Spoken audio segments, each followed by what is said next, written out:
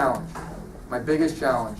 When I started as a candidate, people said they felt that they had a Staten Island congressman that came to Brooklyn once in a while. We want a Brooklyn congressman. I have done everything in my power to bridge that gap, and I spend a tremendous amount of time here in Brooklyn. And part of it is it's natural for me because I was born here. You know, I'm born in Brooklyn. My parents were both born in Brooklyn. My parents were both raised in Brooklyn. So I grew up in a Brooklyn household. So when I come over the bridge and I pay those exorbitant tolls, I know that I'm also home. You know, I live in Staten Island, but home is in Brooklyn for me as well, and it makes me very proud. And I've tried to focus. Listen, Washington, I found out when I got there, is broken. It's more broken than I even thought it was. There's no question about that. We're at gridlock. We've become very, very polarized, probably more polarized than our country ever has been. And that's not good for our country, because that's not who we are. You know, this nation was always a nation that when the chips were down, we came together. It's something I learned early on in the United States Marine Corps.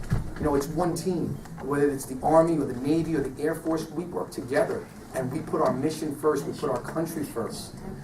That's what we need to do. I've tried to do that. I've taken a leadership role in Washington. I'm very proud to report back to you that I've passed the most bills out of anyone in the House. 7 bills have passed the House. I think at least 3 or 4 of them will be signed into law over the next several weeks. And I did each and every one of those bills bipartisan. I worked across the aisle. I found common ground. There are times you can't, and I understand it. There are fundamental differences between the parties. There are ideological differences. But if you work hard enough, you can find common ground. The other thing that I did was I focused on what I can do right here in the neighborhood. Because I think at the end of the day, your quality of life is why you voted me into office, to make your quality of life better.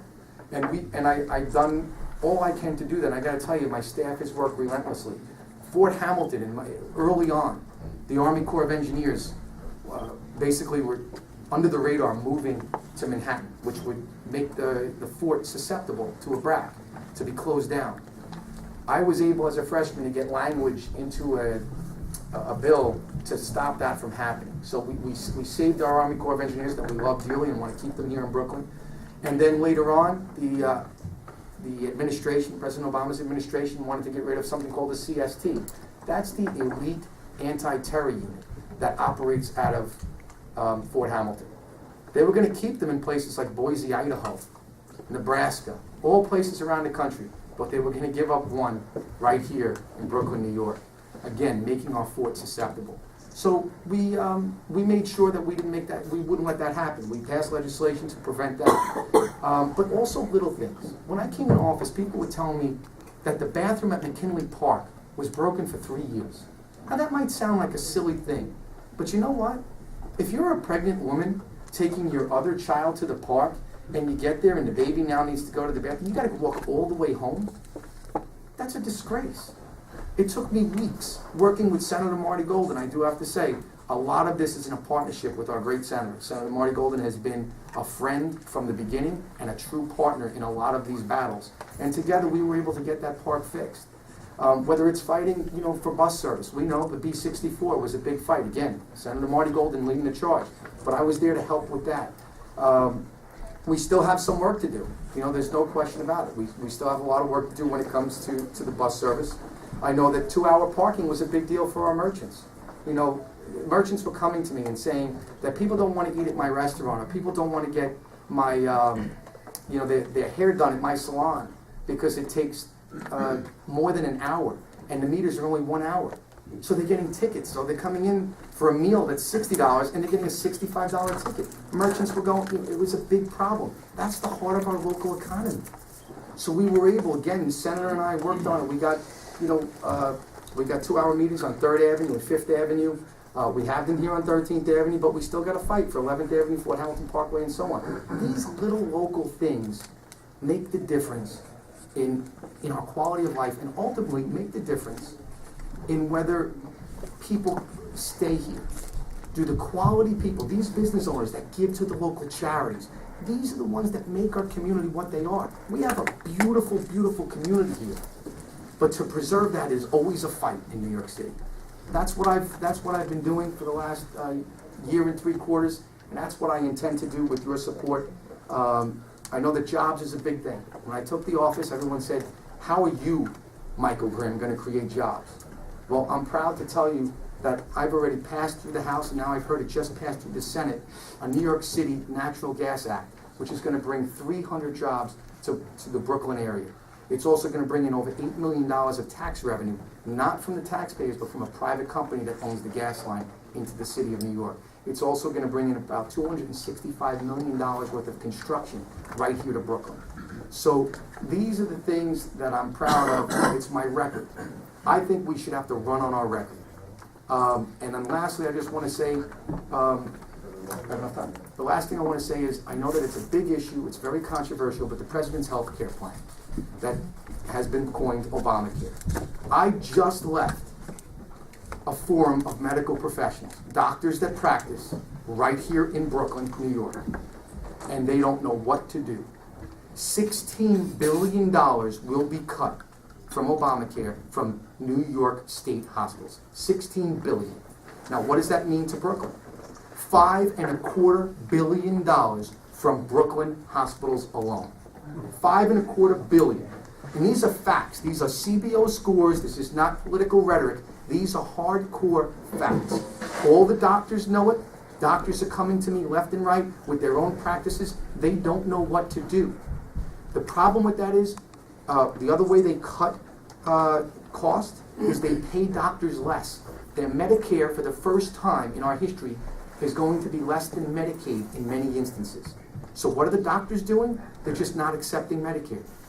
So as we put 30 million more people with health care that are going to go to the same doctors that you're going to now, those doctors are becoming less and less and less because they're not going to work if they can't keep their practices open. It's simple mathematics. So how does that affect us? Lutheran, I think the number is just under $200 million that Lutheran is going to be cut. MIMO, just under $400 million MIMO is going to be cut. These are real cuts. These are real, and it's going to affect our seniors. So if you have, by the way, this district has 38,000 seniors with Medicare Advantage. Half of those seniors will not have Medicare Advantage by 2017. The other half will have reduced benefits by approximately $4,500. Where do I get these numbers? Not from the Republican Party, not from the Democrat Party, but from the CBO, Congressional Budget Office, which is apolitical. These are real numbers, real facts. We have to deal with it. So that's one of the reasons why, just so you know, when I was running against an incumbent Democrat, Mike McMahon was a Democrat, voted against the President's health care plan because he said it would hurt hospitals in Brooklyn and Staten Island. That was a Democrat that voted against it for the very reasons that we're seeing now. So there's a lot of issues in Washington. I think the only way we're going to get through it is on a bipartisan effort. Again, that's why I've worked and tried to be a leader in working across the aisle.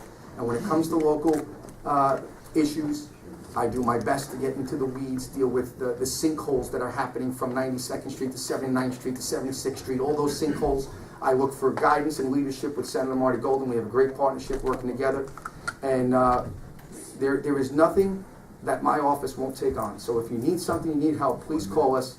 And again, I just want to end by saying it really has been an absolute honor and a privilege to represent you so far.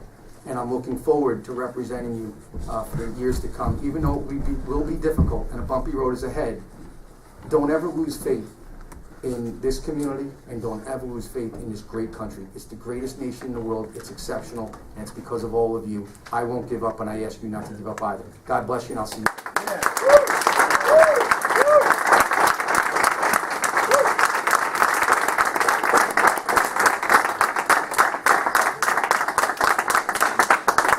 No questions?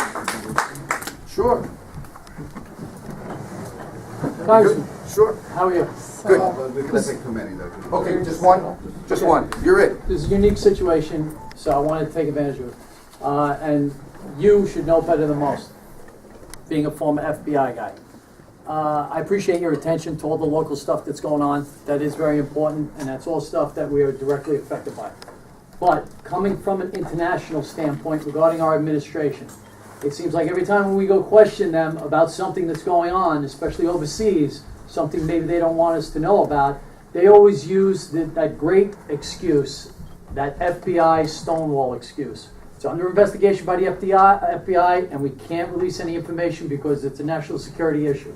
Well, So they practically are doing Let me God knows just what. jump in, because I know there are a lot of candidates that want to speak. Listen, this administration's foreign policy has been a complete disaster from day one. There is no question that the president's foreign policy has been one of appeasement and apologies, and it simply doesn't work. And that's why we're seeing the Middle East on fire now. For this administration to come out for 4 days, have the Secretary of State, have the ambassador to the UN say that this was just an uprising that was spur of the moment is absolutely ridiculous and an insult to every American's intellect. Why? Because they brought things like RPGs and mortar rounds. That is not just a spontaneous uprising. RPGs, mortar rounds, it was done in a methodical, systematic military operation. They killed our ambassador, 2 U.S. Navy SEALs, former Navy SEALs, and another American. 4 Americans were killed, and the administration looks at this as a bump in the road. It is an absolute disgrace. It's a travesty, and the entire foreign policy has been a mess from day one. We have to lead from a position of strength. That's what the United States has always done.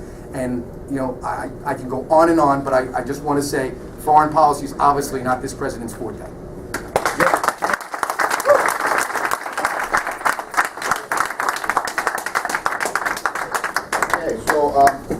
Let me be fair and see if anyone from Mark Murphy's campaign is here this evening at this time. I know they'll be here later on, but until now.